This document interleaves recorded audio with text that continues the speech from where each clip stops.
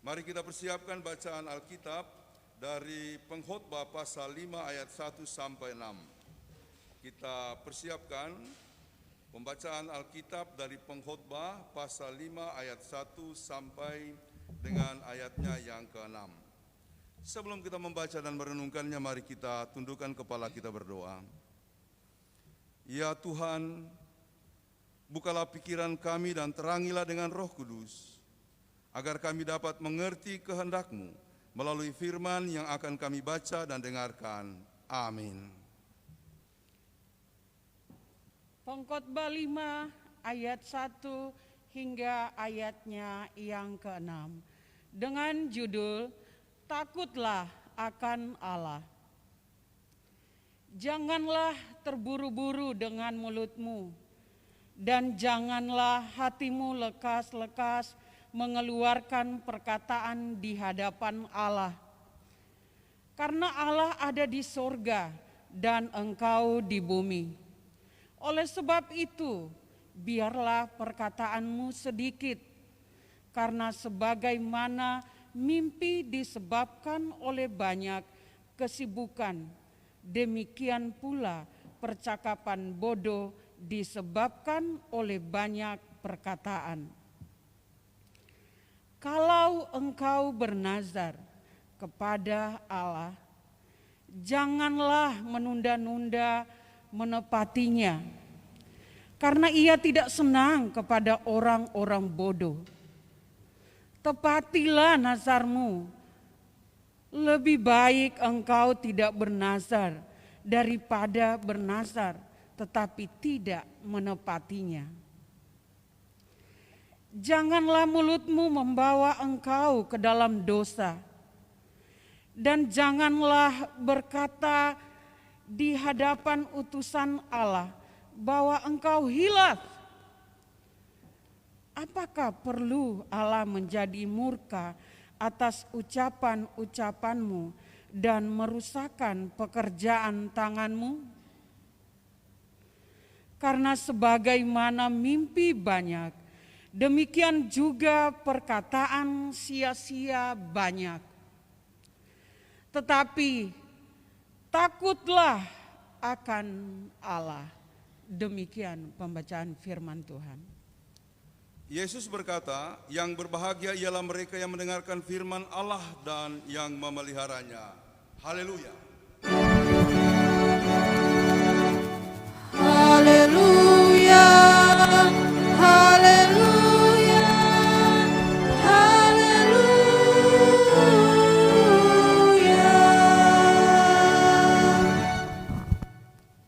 Pertama-tama saya menyapa kita semua. Shalom.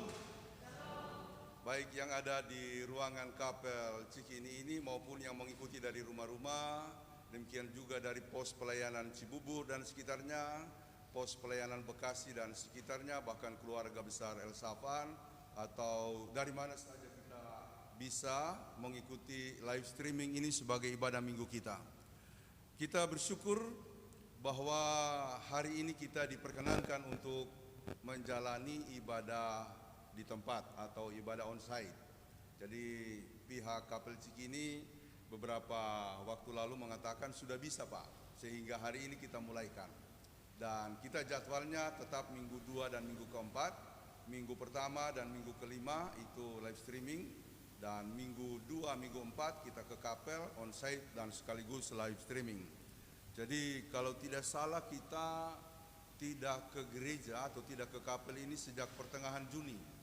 Ya, sejak pertengahan Juli sampai September ini banyak hal yang terjadi.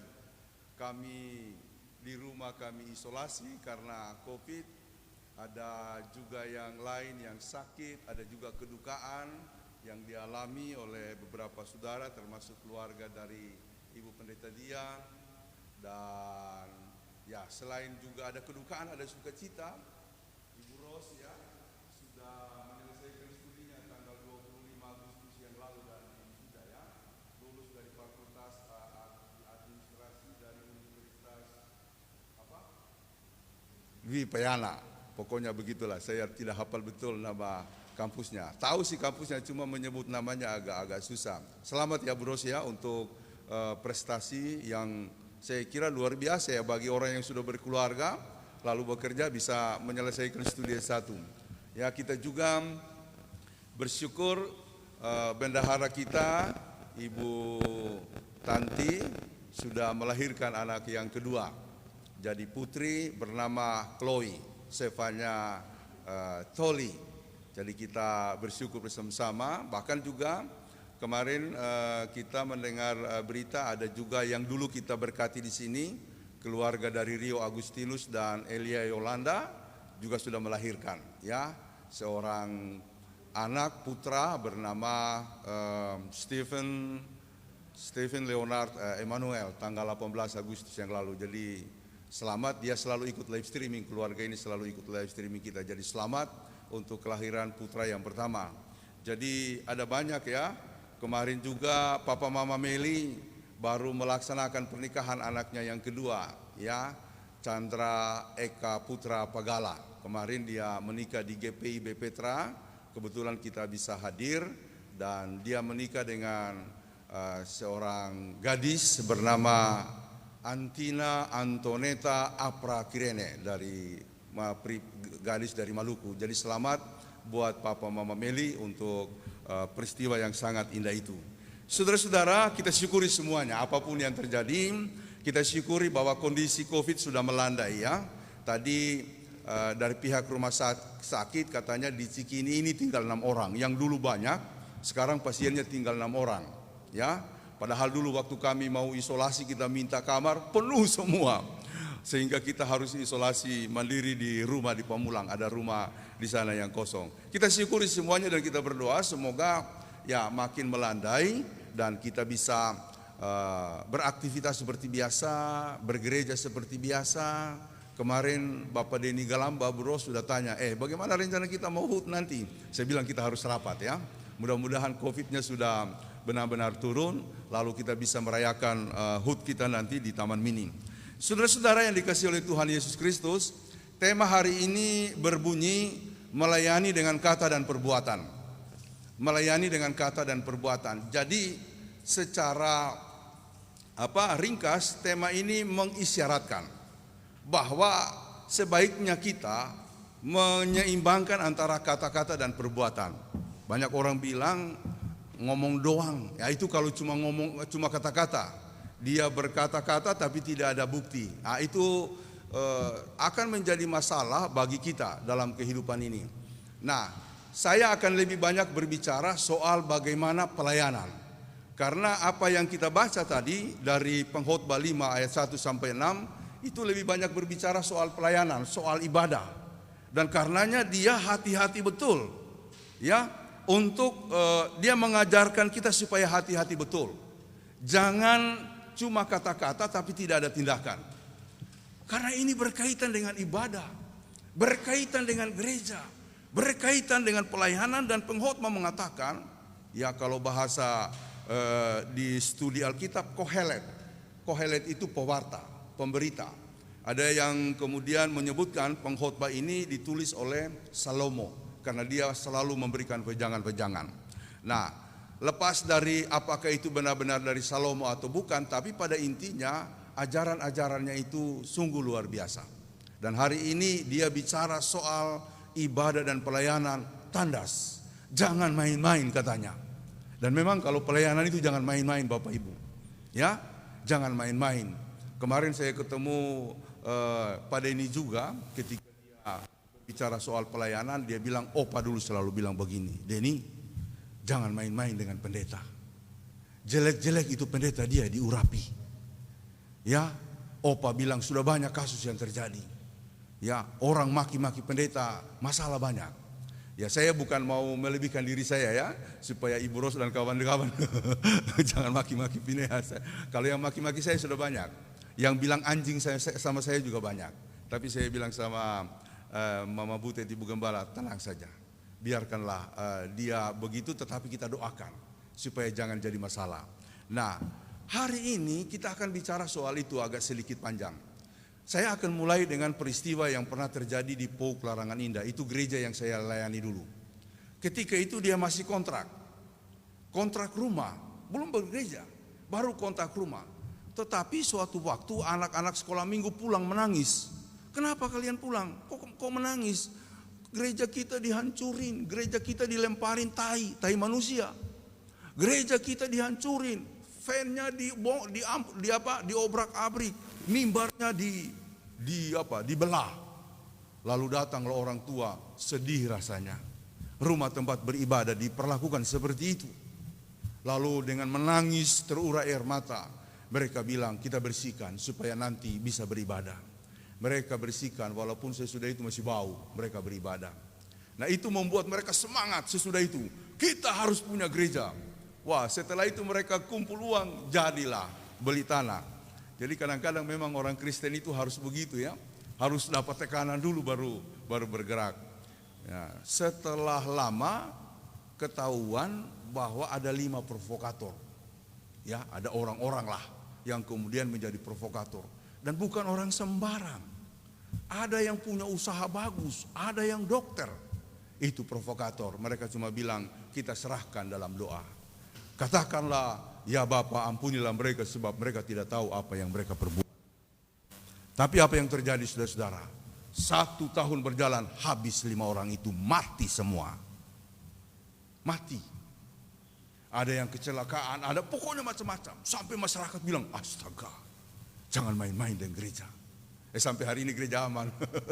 Sampai hari ini gereja aman. Ya kadang-kadang begitu. Ya, saya bukan mau melebih-lebihkan soal gerejanya ya. Untuk rumah ibadah apapun jangan. Bahkan untuk orang beragama pun yang lain jangan. Jangan kita lecehkan. Karena itu ada hubungannya dengan Tuhan. Itu ada hubungannya dengan Tuhan. Apalagi kalau kita berbicara soal pelayanan di dalam gereja, jangan main-main. Jangan main-main. Nah, karena itu dikatakan pada ayatnya yang pertama tadi, jangan lekas-lekas. Ya, dikatakan tadi di ayatnya yang pertama, jangan terburu-buru dengan mulutmu dan janganlah hatimu lekas-lekas mengeluarkan perkataan di hadapan Allah. Jangan buru-buru bicara. Ditimbang-timbang. Makanya kalau kita diminta pelayanan, sebelum mengiyakan itu direnungkan. Kita selalu bilang renungkan dulu. Ya, berdoa, hayati, sungguh-sungguh saya siap melayani atau tidak. Sesudah itu baru kasih jawaban. Karena di sini dikatakan, jangan kita iyakan lalu kemudian kita tidak laksanakan. Itu bahaya. Itu sungguh berbahaya. Jadi Bapak Ibu Saudara-saudara, saya ingat Maleakhi 2 ayat 2. Di situ dikatakan begini, jika kamu tidak mendengarkan dan jika kamu tidak memberi perhatian untuk menghormati namaku, maka aku akan mengerimkan, aku akan menyuruh kutuk di antaramu. Aku akan membuat berkat-berkatmu menjadi kutuk, sebab kamu tidak memperhatikan aku, sebab kamu tidak menghormati aku. Nah ini ada hubungannya dengan Pengkhotbah 5 ayat 1 sampai 6 tadi. Kalau kita bicaranya banyak tapi tidak mempraktekkan, jangan-jangan selama ini berkat-berkat yang turun jadi kutuk. Tuhan bisa mengubah itu. Tuhan bisa mengubahkannya itu. Jadi oleh karena itu saudara-saudara, saya kalau dibilang melayani, bagaimanapun saya akan usahakan untuk lakukan. Ya, seperti yang sering-sering kita dengarkan, memang orang takut begitu dalam kondisi begini. Tapi ya namanya pelayanan kan, semua harus kita jalani. Jangan terburu-buru dengan mulutmu, maksudnya dengan apa yang kau ucapkan. Jangan lekas-lekas dengan hatimu untuk mengatakan sesuatu. Dikatakan pada kalimat selanjutnya begini, karena Allah ada di sorga dan engkau di bumi, oleh sebab itu biarlah perkataanmu sedikit. Maksudnya Allah di sorga, dia tahu lebih banyak. Dia tahu apa yang kita katakan ini berjalan atau tidak. Dia tahu apa yang kemudian akan berlangsung di depan kita. Karena dia di sorga, kita masih di bumi. Kita masih di atas tanah. Artinya bahwa apa yang kita katakan kadang-kadang belum bisa atau tidak sanggup untuk kita lakukan. Nah itulah sebabnya dia katakan begini, jangan buru-buru untuk berkata-kata ya. Apalagi biasa orang bilang begini, Pak Pendeta saya janji, lebih baik tidak berjanji kalau saya begitu. Ya, ya Ulia, Indah ya, Pak Pendeta saya janji, kalau saya berhasil, ya kan? Kalau saya berhasil, lebih baik jangan berjanji. Saya sudah punya pengalaman, orang yang berjanji begitu ternyata tidak. Ada beberapa orang yang dia laksanakan, tapi kebanyakan tidak. Oleh karena itu, mau ada 50.000, inilah yang saya mampu, Tuhan. Daripada kita bilang janji iman, Pak Pendeta tunggu ya, tahun depan kalau saya berhasil, saya akan kasih. Ya, tentu dengan maksud yang baik karena dia mau memberi banyak. Ternyata sampai tahun depan dia berhasil, dia tidak datang gereja. Itu banyak pengalaman terjadi. Dan oleh karena itu tidak usah buru-buru. Ya, jangan orang bilang sesumbar, apalagi takabur. Takabur itu merasa bisa ya, bahwa dengan apa yang dilakukan merasa bisa. Ini hidup ini berubah. Hidup ini berubah. Lalu ada orang yang punya usaha ya, dia berusaha, dia berharap 2020, 2021 makin berkembang. Ya memang selama ini berkembang luar biasa. Setelah masuk 2020 Covid ambruk, benar-benar ambruk. Tidak ada yang bisa memprediksi itu. Jadi lebih baik kita berkata-kata sebagaimana yang memang kita sanggupkan. Apalagi itu dalam kaitan dengan pelayanan. Jadi ini bicara soal pelayanan. Ya kalau memang kita bisa, katakan bisa. Kalau tidak jangan. Kalau tidak jangan. Itulah dia katakan tadi, lebih baik sedikit perkataanmu berkaitan dengan imanmu dan janji-janjimu dan Tuhan. Ya, cukuplah kau berkata, Tuhan saya sudah menerima tugas ini, tolong saya beri kekuatan untuk menjalankan. Tidak usah yang muluk-muluk dulu kita sampaikan. Karena kadang-kadang orang ingin menyampaikan apa yang bagus dari dirinya tentang sesuatu. Apakah salah kalau kita mengatakan kita akan membangun gereja ini supaya gereja ini besar? Itu tidak salah. Itu sebuah harapan. Tapi jangan bilang saya Phineas Jenjengi tahun 2025 akan membangun gereja ini. Itu salah itu. Salah itu. Karena kita belum tentu tahu apa yang terjadi sampai 2025. Tahu-tahu 2025 kita dipindah di mana atau bagaimana, tidak terjadi, ya kan? Kita doakan saja bahwa ada proses, kita doakan panitia pembangunan semuanya. Nah, di ayatnya yang berikut dikatakan, karena sebagaimana mimpi disebabkan oleh banyak kesibukan, demikian pula percakapan bodoh disebabkan oleh banyak perkataan. Jadi intinya begini, kalau saya baca teksnya, tafsirannya, pada waktu itu banyak orang yang suka mengatakan begini, tadi malam saya bermimpi, saya berjumpa dengan Tuhan. Ya, tadi malam saya bermimpi, Tuhan berfirman kepada saya. Seringkali orang yang berkata seperti itu hanya untuk membenarkan dirinya, supaya apa yang dia lakukan lalu kemudian tidak ditolak oleh orang-orang. Dan pendeta-pendeta banyak, tadi malam Tuhan berfirman kepada saya, kita harus begini dan begitu. Saya kalau sudah mulai bilang tadi malam Tuhan berfirman, saya sudah mulai tahu itu pembenaran. Firman Tuhan di sini. Ini udah lebih dari cukup firman Tuhan. Kalau dia bilang tadi malam saya baca Alkitab, Tuhan berfirman, itu betul. Tapi kalau dia bilang tadi malam Tuhan berfirman, itu sudah interpretasi dia. Udah interpretasi dia. Apakah Tuhan tidak lagi berfirman kepada kita? Berfirman. Tapi terlalu sering dia bilang, tadi malam Tuhan berfirman. Itu pembenaran. Hati-hati. Nah, hampir sama dengan yang dihadapi oleh si pengkhotbah. Sasadiki itu orang bilang, tadi malam saya bermimpi, Tuhan berbicara. Karena itu dia bilang, mimpi itu seperti mimpi itu bunga-bunga tidur. Orang kalau banyak kegiatan dia mimpi tengah malam, ya kan? Kita orang kalau terlalu capek siang hari, biasanya kita mimpi ulang malam-malam. Nah itu dia bilang, tidak semua mimpi itu adalah pemberian dari firman. Mimpi itu seringkali bunga-bunga tidur karena di siang hari kamu terlalu sibuk. Tapi banyak orang, sadiki bilang, tadi malam saya bermimpi, Tuhan berfirman. Nah itu yang dia katakan, hati-hati bicara di gereja. Apalagi pakai nama Tuhan. Jadi intinya sebenarnya, kalau berkaitan dengan pelayanan, apalagi itu kehidupan beribadah, karena ini adalah sesuatu yang sakral, jangan sesumbar, jangan takabur, jangan selalu pakai nama Tuhan, padahal nol. Yaitu yang mau dikatakan di sini. Kemudian ayat 3, kalau engkau bernasar kepada Allah, janganlah menunda-nunda menepatinya, karena ia tidak senang kepada orang-orang bodoh. Tepatilah nasarmu. Ayatnya yang keempat sama juga. Lebih baik engkau tidak bernasar daripada bernasar tetapi tidak menepatinya. Nah, soal nasar memang kita sudah dihimbau janganlah kita lakukan.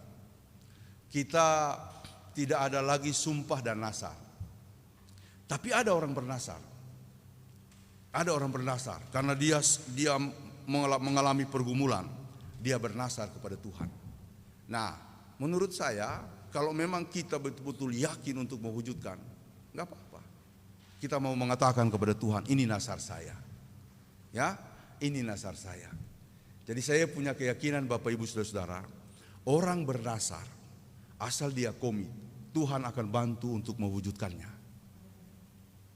Bukan berarti cuma kita sendiri dengan kekuatan kita, Tuhan akan bantu. Makanya janji-janji iman di gereja-gereja, asal dia sungguh-sungguh, walaupun dia rasa tidak sanggup, tapi saya tanggung 1 meter untuk gereja. Ya kan? GPIB selalu apa? Kapling-kapling kalau mau membangun dari 10 meter, kemudian 15 meter, 10 meter, sampai 1 meter, sampai setengah meter. Lalu mereka berkomitmen. Saya tanggung 10 meter, saya tanggung 5 meter, saya tanggung setengah meter, saya tanggung 1/4 meter. Itu sudah jadi bangunan. Ya, hitungannya sudah jadi bangunan.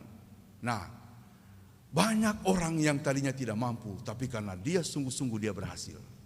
Jadi, memang kita dilarang untuk bernasar, karena seringkali ada orang bernasar tapi dia tidak sanggup melakukan.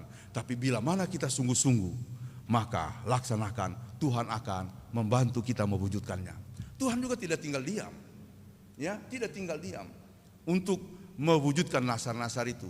Kalau tidak salah dulu saya pernah cerita, seorang bapak dari GKI Panglima Polim, dia organis, namanya Pak Eliezer.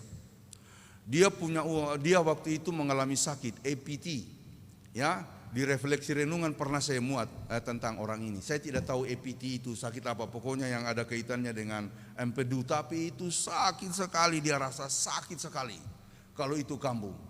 Lalu kemudian dia bilang mau dioperasi. Nah, dokter bilang operasi ini 50-50. Bisa berhasil, bisa tidak. Ya, bisa berhasil, bisa tidak. Langsung dia datang ke rumah, dia bilang, Tuhan, bila mana Tuhan memberikan saya kehidupan dan operasi ini berjalan dengan baik, saya akan melakukan 2 hal. Memuji-muji Tuhan setiap hari dan juga melayani orang sakit. Itu dia lakukan. Tiba waktu operasi, puji Tuhan berjalan dengan baik. Nah, tadinya dia punya usaha, karena kondisi sakitnya dia bangkrut. Lalu setelah dia sembuh, dia kemudian melibatkan diri di gereja di GKI Panglima Polim. Nah, dia mulai coba-coba organis kayak Pak Robin begini. Dia bukan organis yang jago, tapi mungkin ada bakat, dia coba-coba. Dia ambil liturgi, dia mulai nyanyi-nyanyi, ya kan? Ya, otodidak. Ini Pak Robin juga otodidak ini, ya. Jadi dia nyanyi-nyanyi, lama-lama pendeta ada di situ, kalau tidak salah pendeta Tius atau siapa, dia lihat, Pak, Bapak punya bakat. Terus apa itu pendeta bilang? Kayaknya Bapak akan berkembang di sini, akan hidup dari sini dan berkembang di sini. Wah, dia kaget juga. Tapi sudah lama-kelamaan dia latihan, akhirnya dia menjadi organis gereja. Sudah menjadi organis gereja dan makin lama makin bagus. Dia lalu kemudian berkembang menjadi pelatih paduan suara. Setelah menjadi pelatih paduan suara, dia kemudian buka kursus untuk melatih anak-anak. Ada Audrey dulu Butet, dia latih juga untuk lagu-lagu gereja. Dia latih, jadi dia menguasai piano, bahkan bukan cuma menguasai memainkan piano untuk kursus anak-anak, dia juga bisa servis piano-piano yang rusak. Dan dia hidup dari situ. Dia sadar, Tuhan, nasarku yang pertama Engkau wujudkan sendiri. Saya punya nasar memuji Tuhan tiap hari, dan betul, saya bangun tiap pagi untuk melatih lagu-lagu yang nanti saya akan ajarkan kepada anak-anak setiap hari. Bahkan sesudah itu dia melatih untuk paduan suara. Bahkan sesudah itu dia melatih untuk latihan untuk organis di gereja. Jadi tiap hari dia memuji Tuhan. Dia bilang kepada saya, ternyata Tuhan sendiri yang membantu saya untuk mewujudkan nasar saya. Bagaimana dengan nasar yang kedua? Saya belajar untuk melayani orang sakit. Karena itu nasar saya kepada Tuhan. Sampai hari ini kalau ada yang sakit, disuruh atau tidak disuruh, dia melayani. Oh, luar biasa begitu ya. Suruh begitu ya. Jadi siapa di antara kita yang mau bernasar, mau mengunjungi orang sakit? Ya, saya berharap sekali begitu ya. Supaya kalau saya tidak berkunjung, ada yang berkunjung begitu ya. Ada yang berkunjung. Tidak. Maksudnya adalah kalau memang ingin berkomitmen, asal ingin melakukan dengan sungguh-sungguh, menurut saya tidak apa-apa. Tapi kalau cuma sekedar nasar, janji tinggal janji, lebih baik jangan, bahaya. Berkat-berkat akan berubah jadi kutuk. Ya, yang dikatakan dalam Maleakhi 2 ayat 2, karena engkau tidak menghormati namaku, aku akan menaruh kutuk di antaramu, bahkan akan mengubah berkat-berkatmu menjadi kutuk. Ya, jadi kepada beberapa bapak-bapak kadang-kadang suka diskusi, aduh susah. Jangan bilang susah, koreksi diri. Jangan hidup kita ini barangkali tidak sungguh-sungguh melayani. Ya, tidak sungguh-sungguh melayani sehingga berkat yang mau turun Tuhan putar. Tuhan bisa lakukan itu. Bukan maksud saya mau menakut-nakuti, bukan. Tuhan memberkati setiap orang yang berdosa yang baik, Tuhan berkati. Dia turunkan matahari kepada siapa saja. Dia turunkan udara untuk siapa saja. Dia berikan rumah kepada siapa saja. Tapi ada berkat-berkat yang istimewa, yang kadang-kala bagi orang Kristen jauh dan tidak mampir dalam kehidupannya. Karena apa? Dia tidak mengikuti Tuhan sungguh-sungguh. Ayatnya yang kelima, janganlah mulut membawa engkau ke dalam dosa, dan janganlah berkata di hadapan utusan Allah bahwa engkau hilaf. Aduh maaf saya hilaf, jangan. Kalau berkaitan dengan gereja jangan. Pak Pendeta, aduh maaf saya tidak sengaja, saya lupa. Oh jangan. Ya aduh Pak Pendeta saya hilaf, jangan. Karena kita sudah tahu tugas dan tanggung jawab kita terkait dengan pelayanan, maka jangan bilang saya hilaf atau yang sejenis itu. Tuhan tidak suka itu. Sudah dijelaskan di sini, ya. Jangan engkau berkata kepada utusan Tuhan, kepada para pelayan, kepada hamba, termasuk kami sendiri, kepada sinode atau kepada siapa, aduh minta maaf Pak Ketua Umum, saya kemarin tidak bisa melayani karena saya begini-begini. Tidak ada alasan begitu. Semua kita serba mempertanggungjawabkan tugas-tugas kita. Nah, dikatakan di sini, apakah perlu Allah menjadi murka atas ucapan-ucapanmu dan merusakkan pekerjaan tanganmu? Oh, jangan sampai terjadi. Ya, jangan sampai. Yang terakhir, karena sebagaimana mimpi banyak, demikian juga perkataan sia-sia banyak, tetapi takutlah akan Tuhan. Dia kembali lagi kepada hal yang tadi. Mau kamu bilang itu mimpi dari Tuhan, tidak penting bagi Kohelet, bagi pengkhotbah. Yang paling penting baginya kamu takut Tuhan atau tidak. Ya kan? Minggu lalu kita membahas takut akan Tuhan. Ya, membawa atau menentangkan hidup. Nah, jadi saya tidak ulas lagi soal takut akan Tuhan. Intinya adalah mari kita kembangkan pelayanan kita bergereja kita, dan secara luas mari kita kembangkan pelayanan-pelayanan kita. Ya, yang ada di Cibubur, yang ada di Bekasi, bahkan juga nanti kita bersiap-siap untuk Tangerang. Mari kita kembangkan. Bila mana ada komitmen pelayanan di situ, mari kita jalankan. Dan ketika kita berkomitmen dan rindu untuk melakukannya, Tuhan sendiri akan mengembangkan. Tuhan sendiri akan mengembangkan. Ya, Tuhan sendiri akan mengembangkan. Ya, jadi beberapa orang datang. Nah, bicara soal pelayanan selalu dikaitkan dengan ini. Ya saya bukan mau cerita diri, bukan. Saya bilang kepada mereka, saya lagi uji diri Pak di gereja saya. Ketika saya dengan istri berkomitmen untuk tidak menerima gaji, saya lagi uji diri. Saya bilang kepada mereka, apakah saya masih setia atau tidak melayani tanpa menerima sesuatu. Dulu di Mori, di Palu, bahkan di Pouk, saya dapat gaji. Melayani dapat gaji, melayani dapat amplop.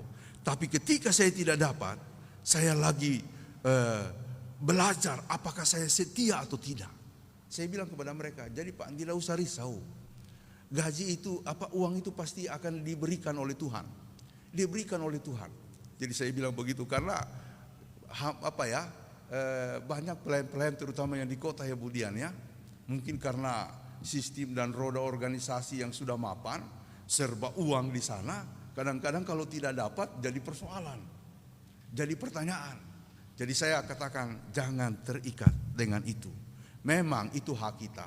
Saya ambil Paulus punya kata-kata. Ya, apakah upahku ketika aku memberitakan Injil? Aku memang punya hak mendapat upah. Tapi aku tidak mengambil upahku. Lalu apakah upahku? Upahku ialah kalau Tuhan berkenan aku memberitakan Injil, itu sudah lebih dari cukup, kata Paulus. Mari kita kembangkan pelayanan kita dalam dinamika yang terus berkembang sesuai dengan tuntunan Tuhan. Tuhan memberkati Bapak Ibu Saudara-saudara, memberkati kita semuanya. Amin.